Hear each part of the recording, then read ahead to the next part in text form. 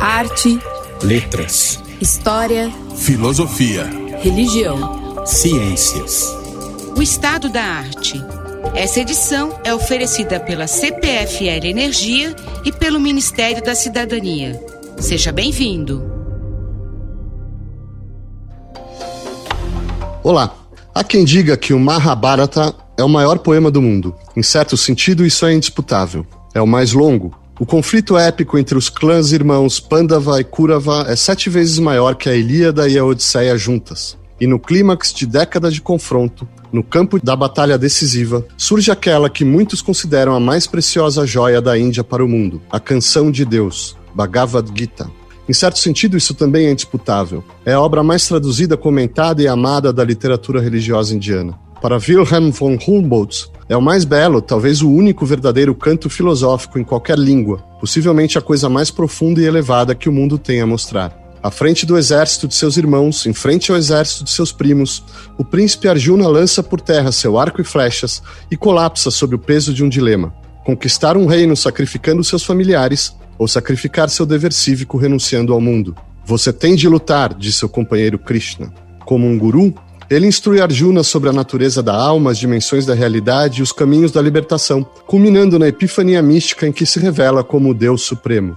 A Bhagavad Gita é um esforço extraordinário para harmonizar tradições diversas e por vezes discordantes, os valores bramânicos e o código dos guerreiros, o panteísmo antigo e a religiosidade teísta, a ascese e a ação.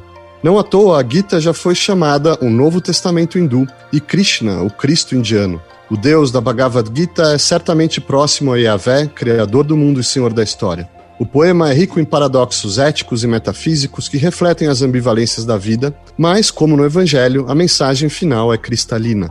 Refugie-se em mim, eu o libertarei de todos os males. Não tema, diz Deus.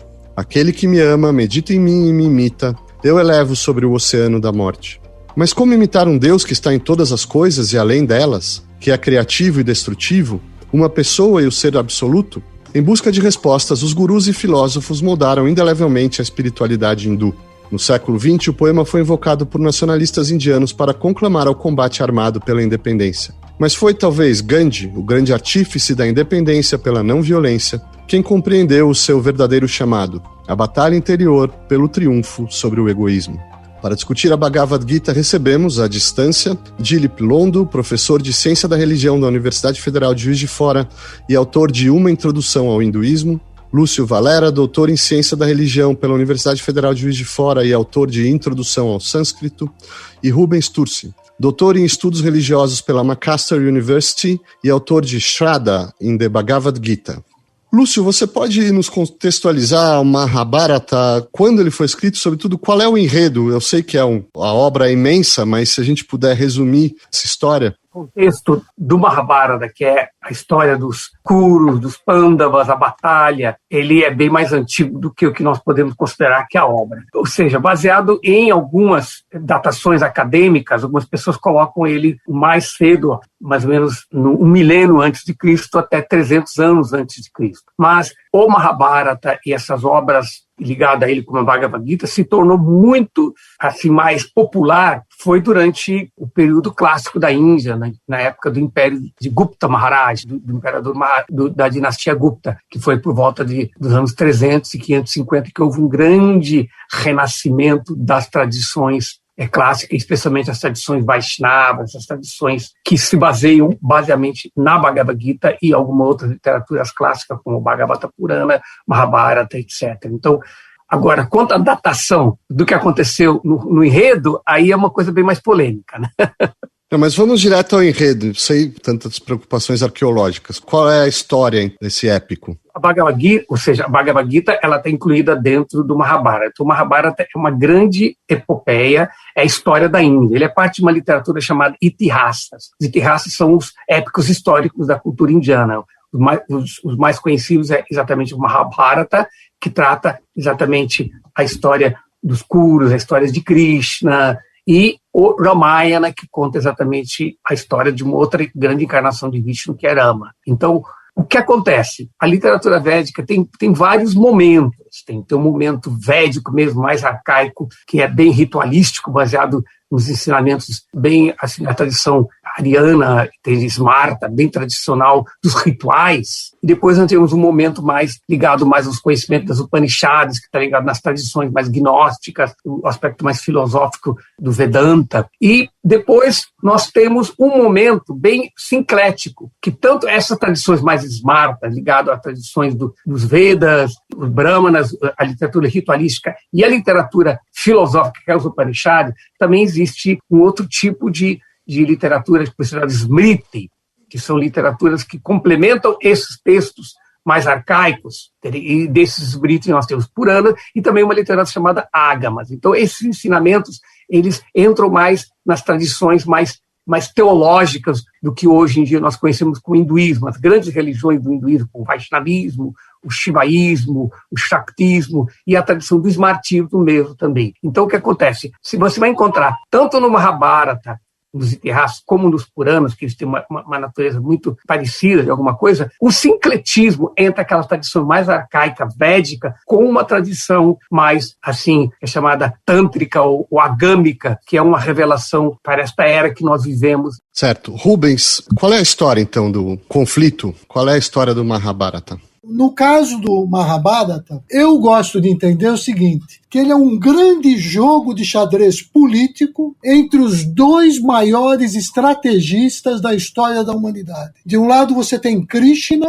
o príncipe negro que promove a revolução do altruísmo e movimenta as peças do lado dos virtuosos Pandavas, e do outro lado você tem Shakuni, o mestre da trapaça, que movimenta as peças com igual maestria do lado dos Kauravas, né? Então, no capítulo do Mahabharata, que a gente chama de Gita, Krishna transmite a Arjuna essa arte e ciência da meditação, bem como a estratégia e a tática da arte psicopolítica de um certo fundo altruísta, né, que representa lá no texto, a gente representa isso, por uma certa precedência dos anseios superiores do espírito, do coração, com relação àqueles de natureza passional e inferior, que caracterizam a mente emocional. Né? No Mahabharata, Krishna, ele é o embaixador da paz, ao longo de todo o texto, né? Ele segue as 4 vias sugeridas pela tática diplomática presente no Código de Banu: conciliação, persuasão, oferecimento de compensações e, finalmente, ameaça de punição. E o desenrolar da guerra só se dá porque as pessoas não chegam a um acordo com relação ao conselho do Senhor Krishna. Então, é esse o contexto. Vai existir, na verdade, 2 famílias em disputa por poder político, e, na verdade, o Senhor Krishna vê aí a oportunidade para restaurar um Dharma que estava em crise e que necessita ser revisitado. É por isso que se diz que Krishna se inaugura com essa tradição dos avatares, né? Ele é aquele que desce exatamente para restaurar o Sanatana Dharma, ou seja, o antigo e eterno Dharma. Né? E a Bhagavad Gita é exatamente essa reflexão crítica que inaugura uma filosofia moral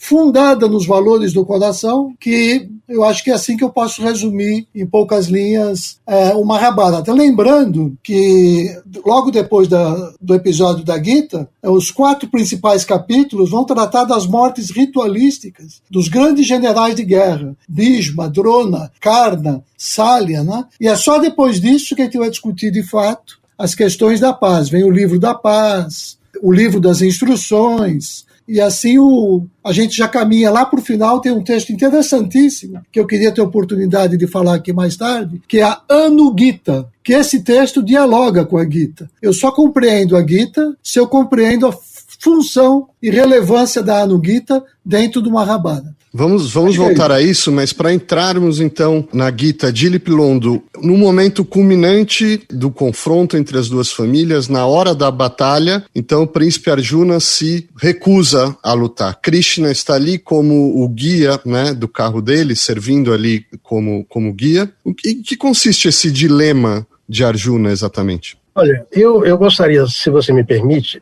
dar uma continuidade aqui à apresentação mais introdutória, Claro. que é o caráter, digamos assim, contemporâneo de o que nós chamamos de uma textualidade no contexto da civilização da cultura indiana. O Bhagavad Gita, e isso é correto para muitos outros textos no contexto indiano, talvez seja um dos mais pan-indianos, né, já que a Índia é uma grande diversidade textual, eles não são textos do passado, eles são textos sempre presentes, contemporâneos. Eu costumo usar o termo de seminalidade. Então, digamos assim, da mesma forma que a pergunta que você me coloca do Arjuna, que vai ser formulada, apresentada no final do primeiro capítulo e no segundo capítulo do Bhagavad Gita, como sendo uma espécie de estrutura argumentativa do ponto de vista de um dilema. Um dilema não é meramente uma dúvida sobre o que fazer, mas é uma dúvida argumentada. É quando eu tenho razões para fazer tanto A quanto não há. Então, esse tipo de possibilidade de recorrência no contexto da nossa existência é algo que traz para esse texto um caráter sempre de contemporaneidade. O texto é seminal porque ele te convida justamente a penetrar nessa estrutura, digamos assim, de reflexão argumentativa sobre um dilema existencial. É claro que no contexto do Bhagavad Gita, esse dilema ele é radical, porque ele é um dilema, usando uma expressão do capítulo 2, de vida ou morte, no sentido de que é propriamente a compreensão do que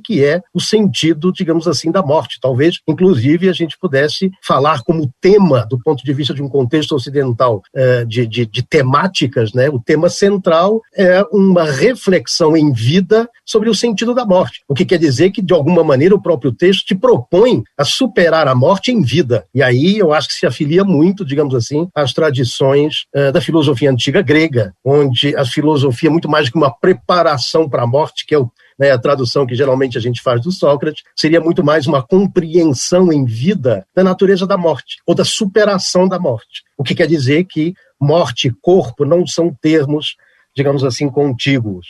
Certo. Ao longo do percurso da Bhagavad Gita, existe algo como uma iniciação, e o Krishna vai apontar caminhos de libertação. Mas antes da gente ver isso, eu gostaria de, se vocês puderem explicar para o nosso ouvinte do que exatamente Arjuna, ou todos nós, né, sendo que Arjuna é um avatar nosso ali, do que exatamente nós precisamos ser libertados. Quer dizer, a minha pergunta é, como o texto apresenta a condição humana no cosmos, né? Quem é o ser humano no cosmos ao ponto dele precisar ser iniciado por Deus para ser libertado de algo? Do que exatamente ele precisa ser libertado? Rubens?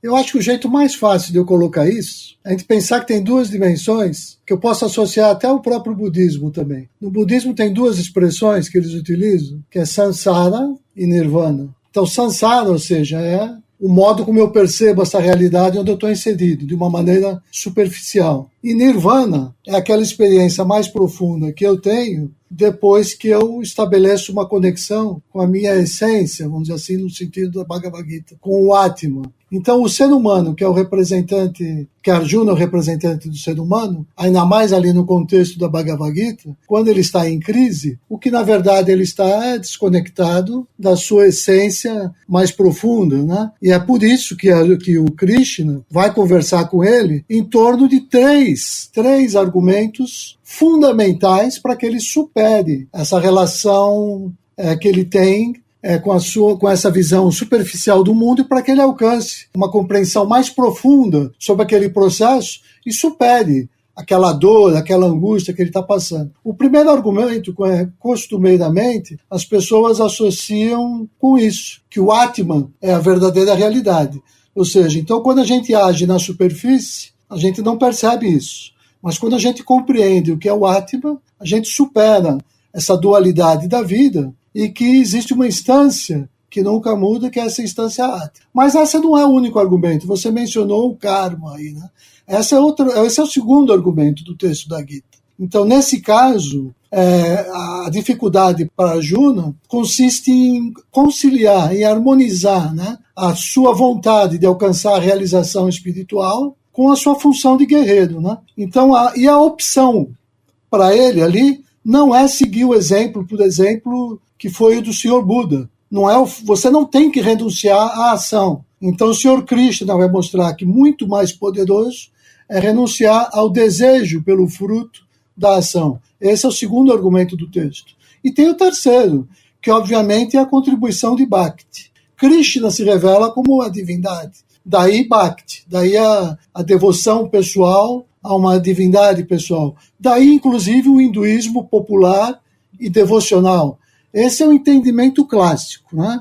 Para se superar a crise de Arjuna, que tem uma base ética, o que é certo, e uma base psicológica, a dor que está envolvida na ação que ele tem para realizar, a solução surge da praxis da filosofia do coração, que envolve vairagya, ou seja, desapaixonamento, e uma conduta moral, Karma Yoga, orientada pelo conhecimento, Jnana Yoga, e pela devoção, Bhakti Yoga. E a Gita tenta harmonizar essas teorias, né? Por isso que ela é multicultural, numa época em que ninguém nem sabia de fato o que significa ser multiculturalista. Então, todas essas influências vêm da tradição védica, de crenças heterodoxas, e a Gita concilia todas elas, né? Ela surge no contexto que existia Vedanta, Yoga, Jainismo, Sankhya, Budismo, né? E uma série de modos de se buscar a vida ascética que conduz a moksha, a liberação, né? E que se opõe, num certo sentido, à vida em sociedade. A Gita mostra que não, né? Que dá para unificar esses dois caminhos, né? Que, na verdade, yoga é uma disciplina mental, mais que física. Yoga não é simplesmente algo que você faz com o corpo, mas que acontece dentro de você. E é isso que o Krishna dá como exemplo, porque é assim que ele age no mundo, criando esse mundo, inclusive, e ainda assim se mantendo na sua natureza essencial e intocável. Então é assim que ele quer fazer com que Arjuna supere a sua crise existencial e compreenda que dentro desse grande jogo, cabe a Arjuna, né, ser um instrumento da divindade, né, estar nesse mundo sem ser desse mundo. Esse é o grande segredo para mim. Perfeito. Então vamos agora explorar cada um desses caminhos. O primeiro, a ideia de um caminho do conhecimento, ou da sabedoria, ou da inteligência. Jnana Yoga, se eu não estou barbarizando a pronúncia aqui, mas em que consiste exatamente esse caminho? Lúcio. Existe, parece que, uma tensão no Bhagavad Gita. Existe uma linha que harmoniza todo o ensinamento do Bhagavad Gita. Mas essa linha, ela vem dentro de um contexto de uma tensão, assim como uma onda. Então, podemos usar até mesmo a linguagem dialética. Nós temos uma tese, ou seja, o primeiro ensinamento, que é chamado o Purva Mimamsa, primeira hermenêutica, primeira explicação do conhecimento das escrituras é apresentada no Bhagavad Gita, que é Dharma. O que é o Dharma?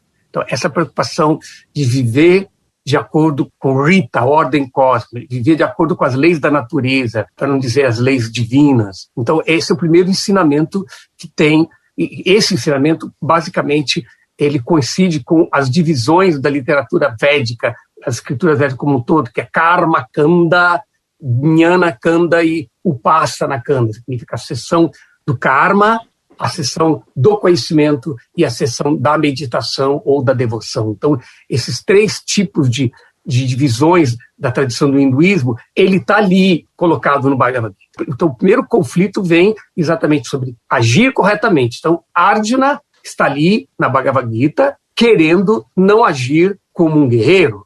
Então, Krishna, antes de dar o conhecimento espiritual, entende? Na verdade, ele dá o conhecimento espiritual, mas para poder reassegurar esse conhecimento. Para você ter conhecimento espiritual, você tem que viver no Dharma. O primeiro ensinamento é: você tem que viver neste mundo em harmonia com sua natureza, sua Dharma, sua natureza. Então, a Arjuna é colocada dessa forma. E depois vem o outro conhecimento, do eu. Então, essa é a tensão entre Dharma e Moksha. Moksha é exatamente isso, mas é o do conhecimento. Então, conhecendo a natureza do ser, a diferença entre o que é o ser e o corpo, entre o temporário e o real. Então, esse ensinamento, Krishna, mesmo logo no segundo capítulo, ele deixa bem claro para Arjuna um ensinamento que é chamado na Bhagavad Gita de Sankhya, mas na verdade significa Jnana, nesse caso, a discriminação entre o que é o real e irreal. Então, Krishna garante isso, mas depois dele mostrar a Arjuna essa questão do conhecimento, ele retoma a questão do Dharma, exigindo que Krishna,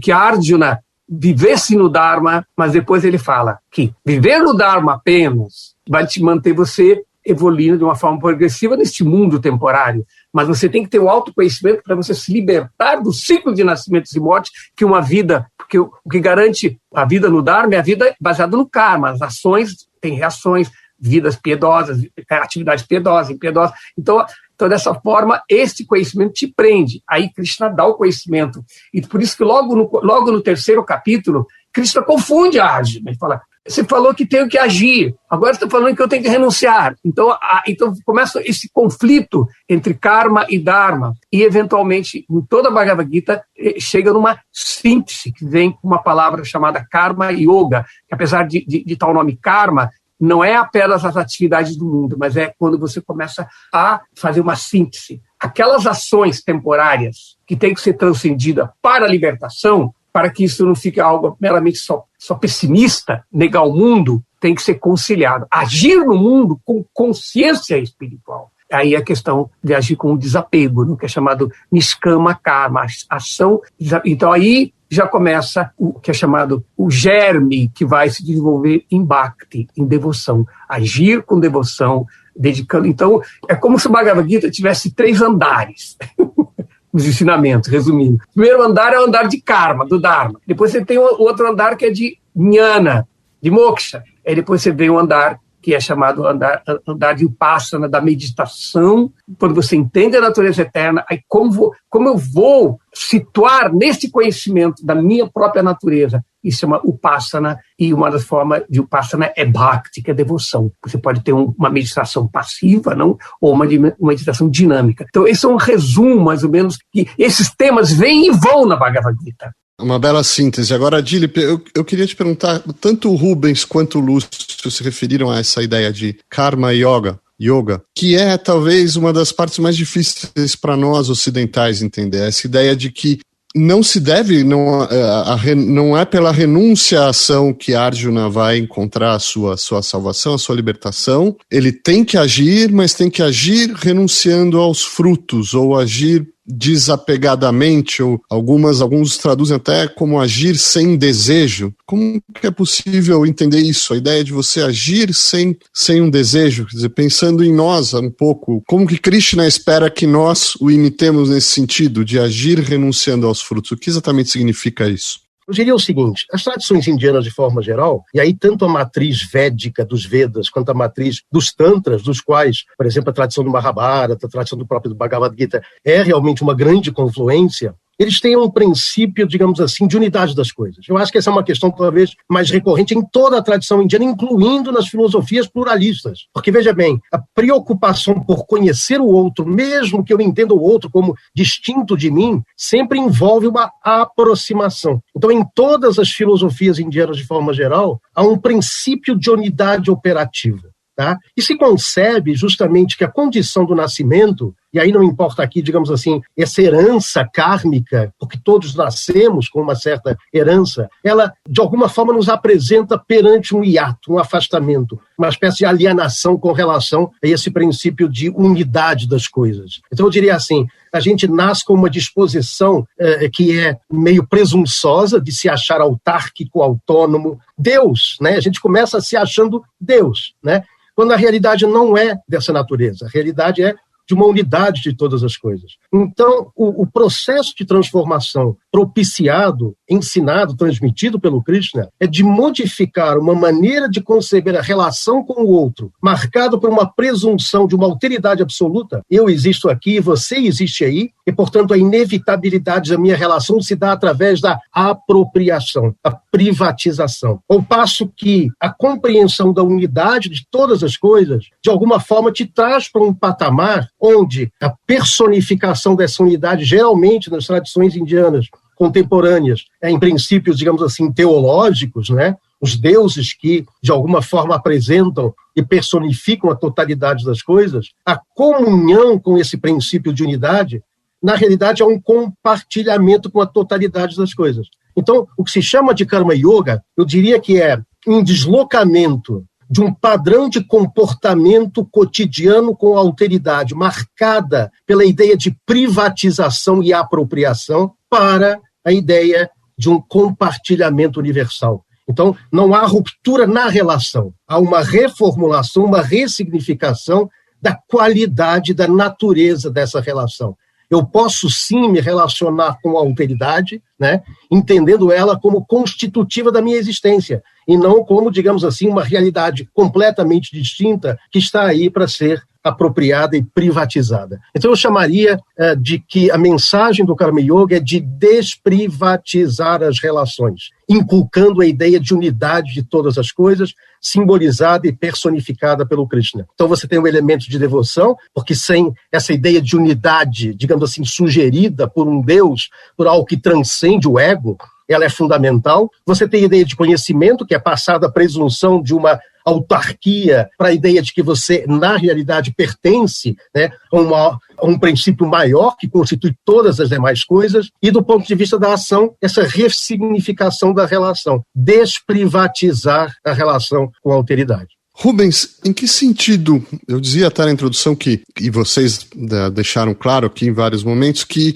existe um esforço consciente de síntese de diversas tradições, né, e de um esforço sintético e sincrético. Eu queria ouvir um pouco de vocês, em que sentido a Gita é bem sucedida nessa síntese, né, em que sentido as várias tradições convergem nessa obra, mas também em que sentido ela as inova, né? Quer dizer, qual seria a novidade da Gita além de reunir essas diversas tendências que estavam ali em jogo? Eu acho que para te responder isso eu vou fazer em 3 partes. Quero falar um pouquinho ainda sobre o desejo, que o Dilip e o Lúcio já tocaram, depois falar um pouquinho de Bhakti e finalmente falar da novidade, né? Com relação ao desejo, eu acho que a gente tem que ter muito claro que o desejo nunca pode ser totalmente erradicado de si mesmo. Acho que qualquer filósofo no Ocidente tem consciência disso, né? Você vai estudar Marcuse e outros, a gente já sabe disso.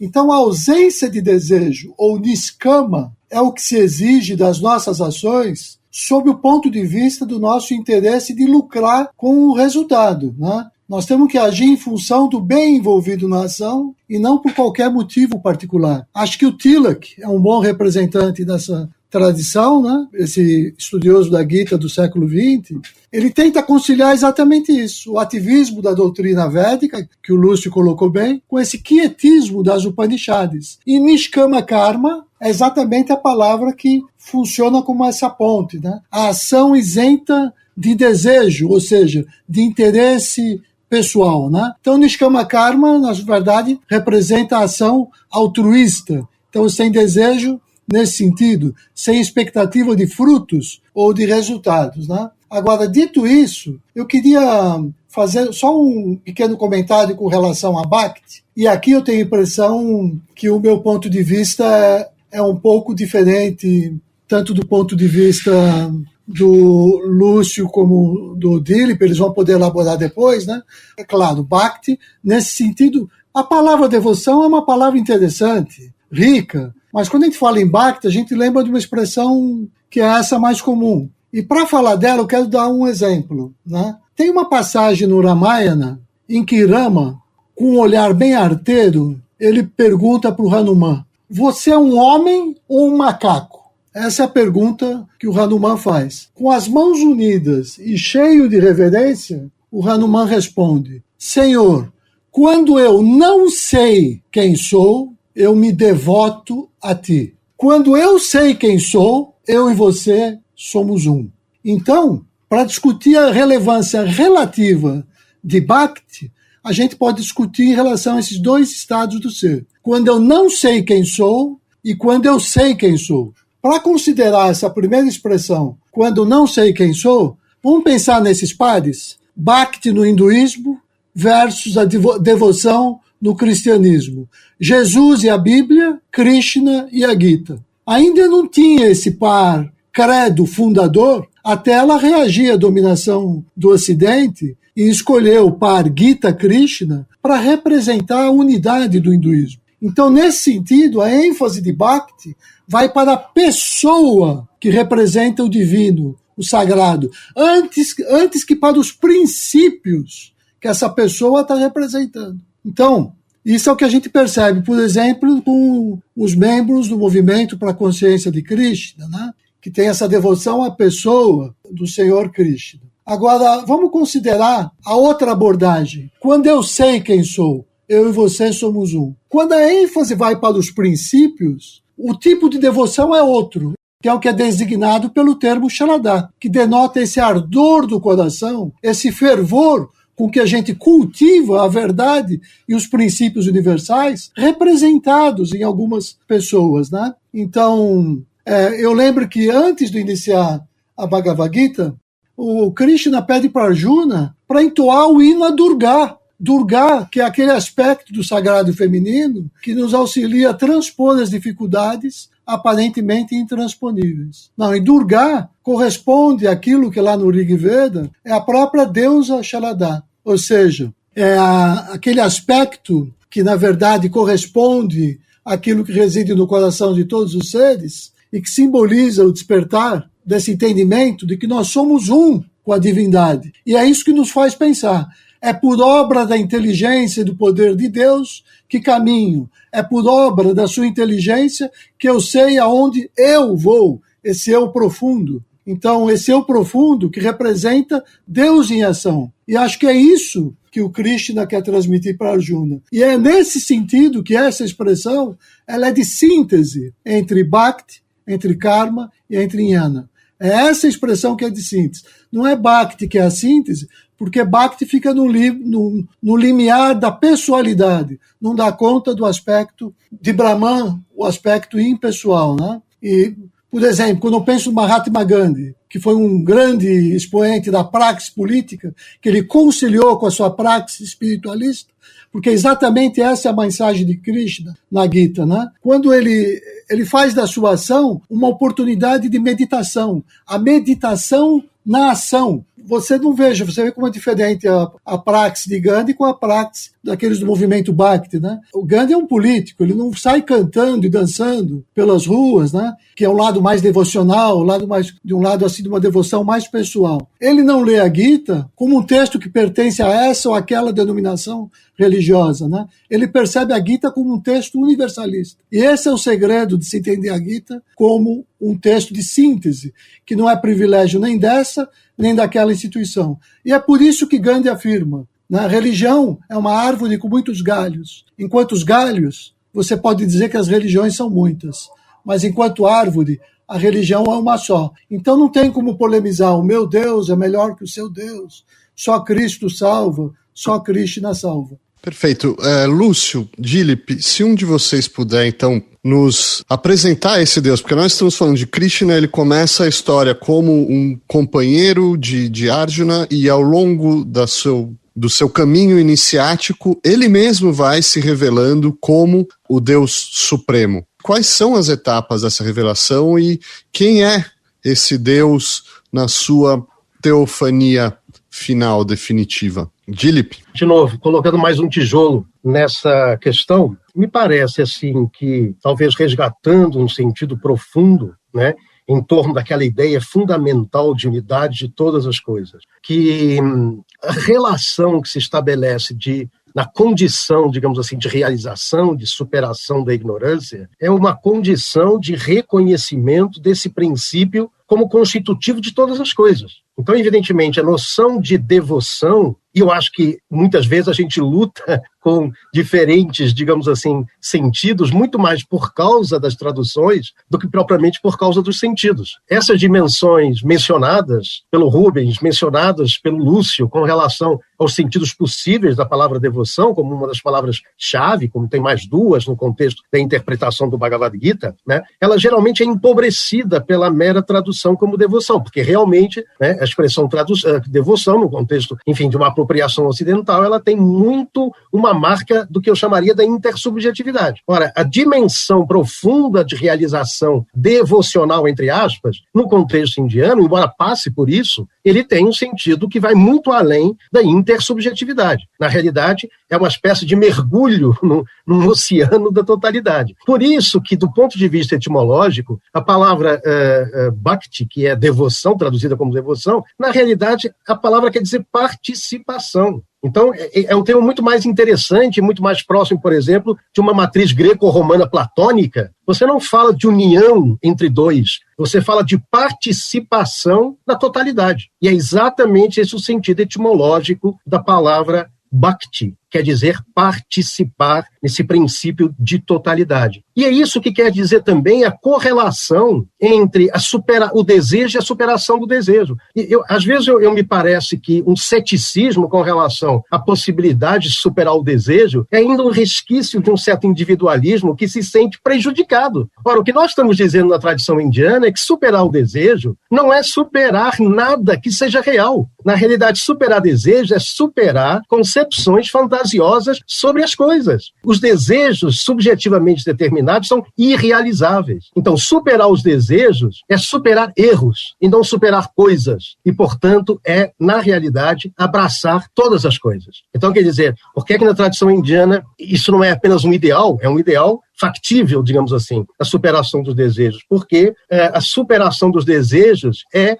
em prol da realização do desejo maior da existência, que é esse compartilhamento na totalidade. Lúcio, posso voltar à ação, ao campo de batalha? Como termina essa história? O Arjuna, ele combate efetivamente? Ele vai à luta ou não? Qual é o desenlace, de novo de forma sintética, do Mahabharata e qual é a relação dessa epifania, desse momento do Bhagavad Gita com o desenlace dessa epopeia, dessa trama? Fato histórico de que houve essa batalha Kurukshetra, existem algumas evidências assim chamadas arqueológicas do lugar de Kurukshetra, e o que acontece, e a narrativa posterior do Mahabharata descreve o desenlace desta guerra, do drama de todas as mortes, etc, etc. E isso também é explicado em outros textos, com Puranas, que complementam muitas coisas do Mahabharata, o Bhagavata Purana, especialmente, ele descreve também essa epopeia de Krishna de outra perspectiva,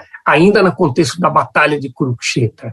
Então, esta batalha, ela tem o seu sentido, assim, simbólico da luta interior, mas também é um fato histórico. Um sentido da batalha não elimina o outro. E essa é uma coisa bem típica, exatamente, do pensamento védico, do pensamento hindu, de que ele não é excludente, mas ele é includente. Então, significa que a batalha de Kurukshetra, ela tem esse contexto. Assim como eu estava complementando isso que foi falado sobre a questão de Bhakti. Bhakti, existem vários tipos, existem principalmente 2 tipos de Bhakti. Porque a realidade que Krishna representa no Bhagavad Gita é uma realidade não apenas impessoal ou pessoal. Não existe esse conflito. Ou seja, ele é simultaneamente Achintya Beda Beda, ele é pessoal e impessoal. Então, por isso, dentro da tradição indiana, você vê, tem o grande momento histórico que aconteceu da Idade Média para cá, que foi o grande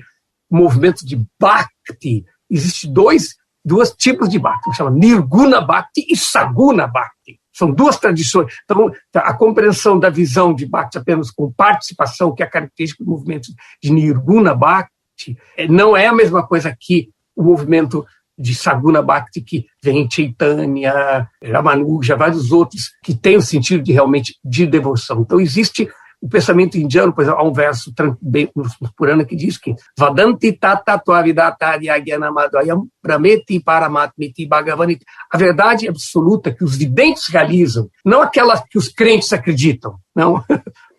Os videntes, os yogis que tiveram a sua visão de samadhi, pudessem entender essa realidade, ele descreve que ela é advaya, ela é não dual, ela é uma só, mas mesmo assim ela é descrita às vezes como Brahman impessoal, outras vezes como localizado no coração de todos, como o princípio da consciência e tudo, ou como uma pessoa transcendental. Então, essa questão das multi-explicações, maneiras de ver, talvez gere essas diferentes, a pluralidade que é o hinduísmo, não? As tradições de jnana, de conhecimento, as tradições de devoção, as tradições de rituais, que são exatamente esses 3 principais divisões que está competindo. Então, a batalha de Kurukshetra não é apenas algo simbólico, é um fato histórico. E Dilip, como Marcelo, você me permite uma complementação? Claro, por favor. O Lúcio falou uma coisa muito importante, que é justamente a não incompatibilidade entre esses 2 níveis, digamos assim.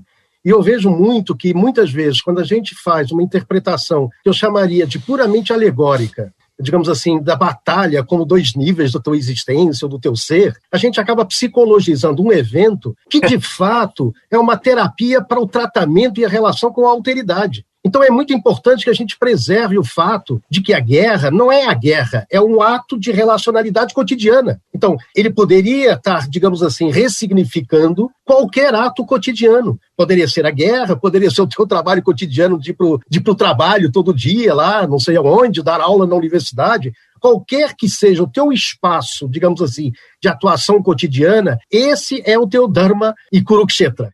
E terminando com o Gandhi dizia assim, o que é a fonte da violência? É uma ação apegada. Qualquer coisa que você faça, não interessa se é uma guerra no sentido formal do termo, ou se é dar uma aula, mas qualquer coisa que você faça, fundada no apego, essa é a causa da violência e de todas as violências. Então, violência não é a especificidade literal de uma ação, é a maneira como você se comporta em qualquer ação. Mas se você puder, de uma maneira muito geral, mostrar como a Gita e essa espiritualidade que está por trás dessa expressão poética, né, é formativa para o hinduísmo tal como nós o conhecemos hoje.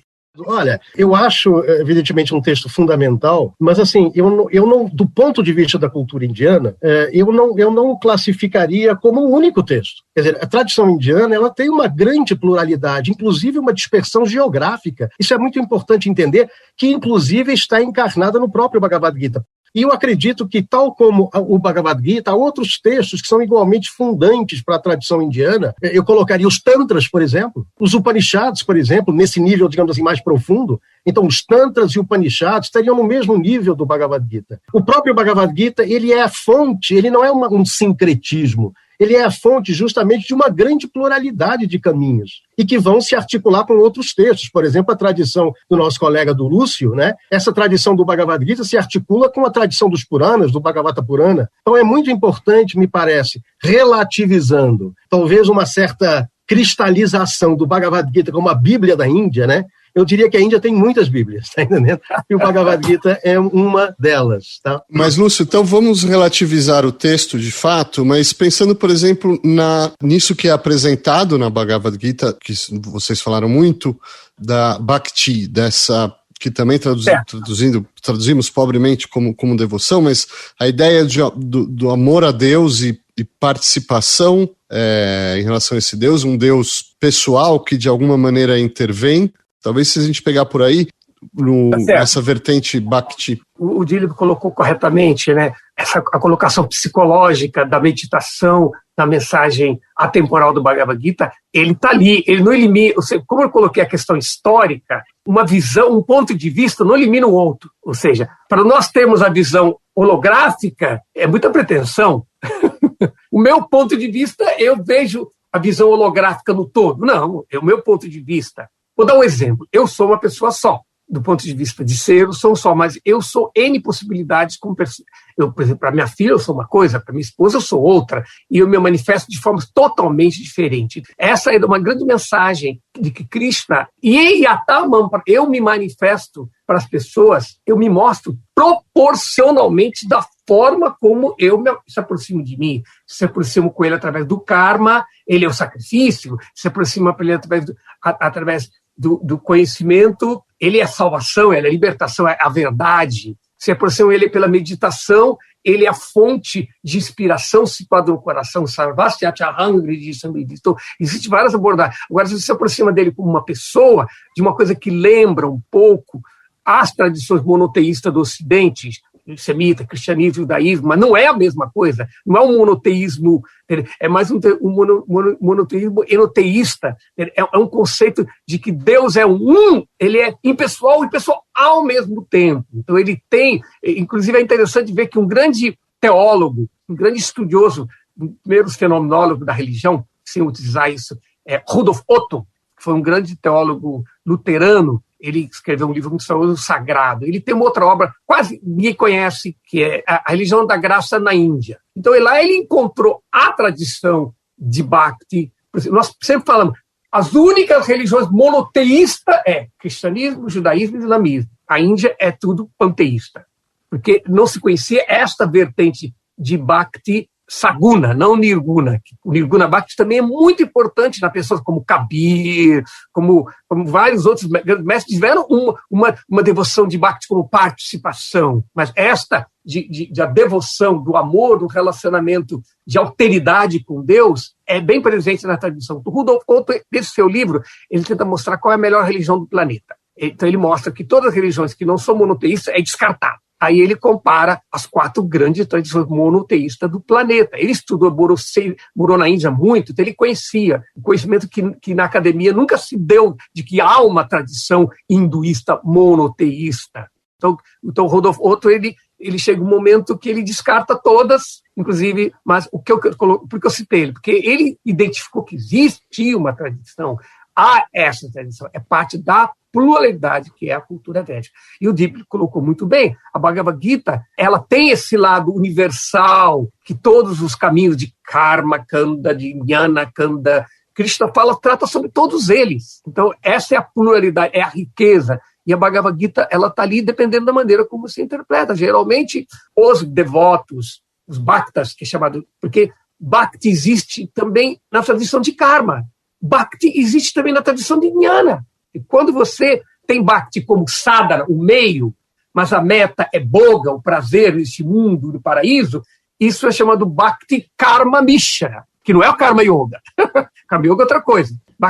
Agora, quando você usa Bhakti apenas como um sadhana, para você purificar suas emoções, até que você tenha um conhecimento do ser e se liberte, moksha, então aí é Bhakti chamado Bhakti Jnana Mishra. Agora, quando Bhakti é o meio e o fim, você adora a Deus para adorar a Deus, porque você considera que além de Deus ser impessoal, ele também é um ser transcendente numa dimensão, como o Rig Veda diz, Tripada Vibhuti, em contrapartida com em Ekapada Vibhuti, ele é imanente, mas o Tripada Vibhuti, que é a dimensão espiritual, ele é transcendente. Então, essa forma transcendente é de uma pessoa, mas só que essa personalidade de Krishna diz, os tolos zombam de mim quando aparecem na forma humana, eu que sou não nascido, eu que sou... Eles pensam que eu sou igual a eles. Então, aí, esse é o grande problema das religiões monoteístas, é de trazer Deus para o nosso plano. Não é que o homem é a imagem e semelhança de Deus. Deus é a imagem e semelhança do homem. Esse é o problema que a tradição de Bhakti, de Chaitanya, não faz. Isso é o Bhakti puro. O Bhakti puro começa. Por isso que Krishna diz no Bhagavad Gita que o Bhakti, que é o Yoga Yuktotama, depois ele fala os 4 tipos de Bhakti, é o Bhakti do Gyani. O que é o Gyani? Aquele que primeiro é autorrealizado, ele sabe quem ele é e sabe quem é Deus. Isso é o Bhakti puro. Mas, infelizmente, muitos seguidores de Bhakti não entendem isso. Eles ficam no Bhakti Karma, que cai na fé. Essa é a diferença entre o crente e o místico. O Bhakti puro é um estado de libertação, entende? E são poucos, não é um caminho de místicos. Em poucos segundos, Marcelo, só para complementar uma coisa importante. Eu diria que a maioria, eu estou constatando um fato, até pela minha pertença, que a maioria das religiosidades contemporâneas na Índia são monoteístas. E aí eu vou adicionar 2 termos importantes. Eu costumo dizer, justamente para dar essa variabilidade do pensar monoteísta, que é a palavra monismo mesmo. Então parece aparentemente contraditório um monoteísmo monista. E uma outra palavra que a gente está usando, Lúcio, talvez mais do que enoteísmo, é panenteísmo. Panenteísmo, Exato. Ou seja... Panenteísmo é justamente esse princípio de unidade das coisas, dos quais as coisas, na sua pluralidade, são reais e participam dessa unidade. Quer dizer, elas não têm autonomia, mas, ao mesmo tempo, elas têm uma certa distintibilidade, elas não são todas as mesmas coisas, né? Então, isso seria um monoteísmo panenteísta. Rubens, curtíssimo tempo, se você puder pensar alguma coisa, você falou do Ocidente, pelo que eu entendo, a Bhagavad Gita é traduzida no final do século XVIII em inglês e a partir daí vai fazer carreira no Ocidente, inclusive o próprio Gandhi vai conhecê-lo quando estudante na Inglaterra, né, curiosamente. Mas se você quiser pensar aí algum aspecto dessa carreira da canção na cultura ocidental. Para pensar, eu preciso retomar um pouquinho da fala do Dilip, do Lúcio, porque, obviamente, quando o texto é apropriado pelo Ocidente, ele é apropriado pelas nossas categorias. E ele se afasta um pouco, se desliga um pouco dessa relação hinduísta, vamos dizer assim, né? Então, por exemplo, quando o ocidental estuda a Índia, ele identifica 4 categorias de textos sagrados, né? Que são o Shruti, ou seja, aquilo que foi ouvido, que vem pela transmissão oral, né? Compõe os 4 Vedas. O que eles chamam de Smriti, ou seja, memória, o que é lembrado, que é o que compõe o Mahabharata e o Ramayana, os Puranas, os Ágamas, Sutra, ou seja, a escritura canônica, a coleção de aforismos curtos, e Shastra. Em geral, quando eu falo escritura sagrada, eu penso nessas 4 categorias. No caso aqui, a gente está falando da Gita, e em especial no Ocidente, a Gita, e não esses outros textos, a Gita no contexto do Mahabharata, e não em outro contexto, né? Porque ela é considerada desse lugar distintivo e único, que a Gita é um canto, ela não tem preceito, regra, manual, ela é um poema que nos encanta. É igual uma coisa que te emociona. É esse sentimento que nos desperta, é o que nos fala sobre a sua verdade. Daí o sentido de Bhakti, como foi colocado pelos colegas, né? E a importância de pontuar isso para chegar no Ocidente. Porque Bhakti por Bhakti, quando o texto começa, Arjuna já era um devoto. Quando o texto termina, ele continua um devoto. Então, o texto inicia e termina, e em relação à condição de devoto dele, nada se modificou. O que é relevante, na verdade, que Krishna critica no início a condição de Bhakta de Arjuna, como um Bhakta passivo. Cada leitor, como o Dilip lembrou, é um Arjuna nesse sentido, e ele se apropria do texto para fazer essa leitura significativa a partir daí, né? E essa característica é importante para o Ocidente. Enquanto a tradição da Índia ela é presa naquilo que a gente chama de Guru Shishya Parampara, ou seja, uma tradição rigorosa de mestre para discípulo, né? O diálogo se dá entre 2 príncipes e não existe tradição nenhuma. Nem Krishna se filia a uma tradição, nem Arjuna vai fundar uma tradição. É um diálogo único entre príncipes, não entre religiosos. E esse é o valor caro para o ocidental. Quando um Emerson vai ler um texto, ele não quer se converter num hinduísta. Então, quando Thoreau, quando T.S. Eliot, quando Beethoven se empolga com o texto, eles se empolgam porque o texto fala por si só. E fala como esse poema que encanta o coração. E outra coisa, ele nos desvincula de um certo conhecimento, de uma certa erudição sacerdotal, característica da tradição bramânica, e que agora não é mais necessário. É um texto quase que popular. Se ele tocou o teu coração, ele falou com você. Então, nesse sentido, que eu quero falar dessa coisa da atualidade, eu associaria, palavra final, com o ecodharma. Toda a crise ambiental que nós vivemos e todas as soluções em torno da sustentabilidade do planeta passam pela interpretação de um verso da Gita, do capítulo 6, o verso 29, que define para Arnaez, a pessoa que cunhou a expressão ecologia profunda, o sentido de uma relação de integração, como os colegas colocaram, com o outro, de participação com a natureza e tudo mais. Isso vem com essa expressão ecodharma. E o Ocidente está se apropriando disso, valendo isso da Gita. Dilip Londo e Lúcio Valéria, comentários finais, realmente 1 minuto aí para cada um. Eu vou jogar algumas cartas na mesa se vocês acharem interessante ou podem fazer outra consideração.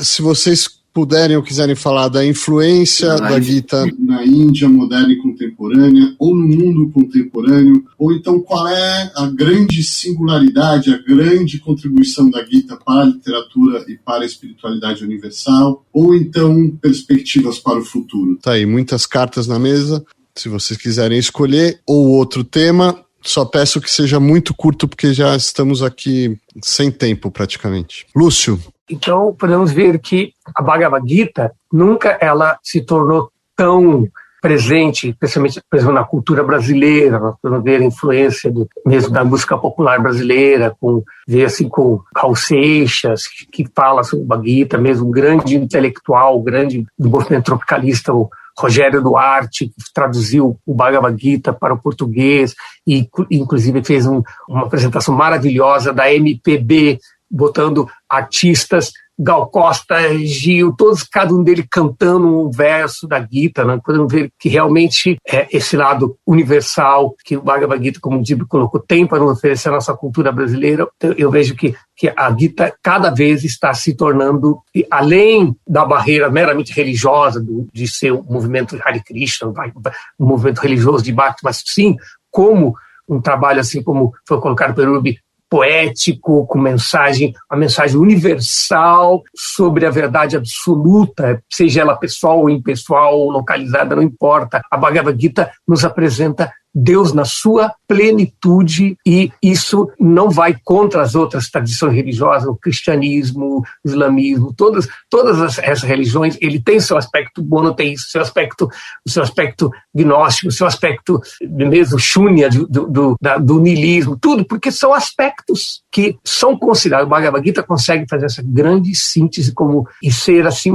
uma semente que foram desenvolvidas por outras tradições gnóstica, de devoção, de meditação, todas as tradições. Então o Bhagavad Gita, ele vai cada vez mais ser mais estudado, e eu fico muito feliz com isso. Obrigado. Dilip Londo. Então, 3 observações para a gente terminar. Primeiro, um comentário. É essa desqualificação, na minha opinião, que é essa referência ao Gandhi de entrar em contato com o Bhagavad Gita num determinado momento. Inclusive, há até uma narrativa que é o oposto, parece que é o Ocidente que traz o Bhagavad Gita. O Bhagavad Gita é uma estrutura simbólica da tradição indiana. Então, ele está imerso nela. O texto é um desdobramento subsequente, é claro que para ele foi importante, todo o contexto orientalista, mas o Bhagavad Gita está inscrito no corpo de alguém que, digamos assim, é parte dessa tradição e dessa civilização. A segunda questão é o seguinte, a questão da orientação, acho fundamental, né? O colega Rubens falou aí da relação dialógica, essa dialogia tem a ver com orientação, isso é fundamental nas tradições indianas de forma geral, se recomenda a necessidade de que haja essa orientação, e aí a noção de avatar do Krishna parece que vai muito além, inclusive, da condição guerreira. Aliás, independentemente da proveniência,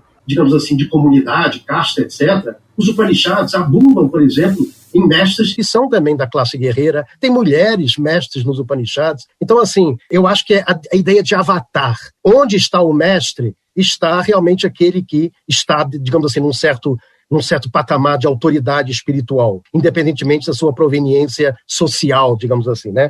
Então, assim, a questão da orientação me parece fundamental. E o diálogo é exatamente isso. Eu não posso traduzir esse diálogo num diálogo comigo mesmo, porque a alteridade aqui funciona justamente suprindo aquilo que eu não tenho no momento, sendo ignorante. Eu preciso dessa alteridade orientadora. O Krishna é um avatar. E para a tradição indiana, sim, ele se inclui numa tradição do que o Rubens classificou muito bem, Guru Shishya Parampara. Eu não chamaria de sacerdotal, porque a palavra sacerdote na tradição indiana tem muito mais a ver com ritual e não com esse tipo de orientação espiritual. E a última questão é com relação à dificuldade desse processo. Isso não é uma coisa que acontece. O próprio epílogo do Bhagavad Gita, isso é muito importante. O Rubens comentou no início que há um texto anexo ao Bhagavad Gita que se chama Anugita. Quando a gente abre o Anugita, a gente vê que tudo que o Krishna, o Arjuna aprendeu, ele tinha esquecido. E ele diz literalmente para o Krishna, meu amigo, eu esqueci o que você me falou. E pediu para ele repetir. E o Krishna, olha que interessante, ele vai dizer, eu não posso repetir. Por quê? Porque os ensinamentos são sempre contextuais. Mas ele vai contar uma outra história, que é tão, digamos assim, formativa e pedagógica quanto o próprio Bhagavad Gita. Então, uma coisa importante, é um trabalho árduo, difícil. Se vocês acham que o Arjuna se realizou, o Anugita mostra que não é o caso. Ele ainda vai ter que passar por muitos Mahabharatas e muitas guerras. Voltaremos a elas em outra ocasião. Hoje, infelizmente, o nosso tempo se esgotou. Muito obrigado, Lúcio Valera. Muito obrigado, Rubens Turcio. Obrigado, Dilip Londo. E obrigado ao nosso ouvinte por ouvir. Até a nossa próxima edição.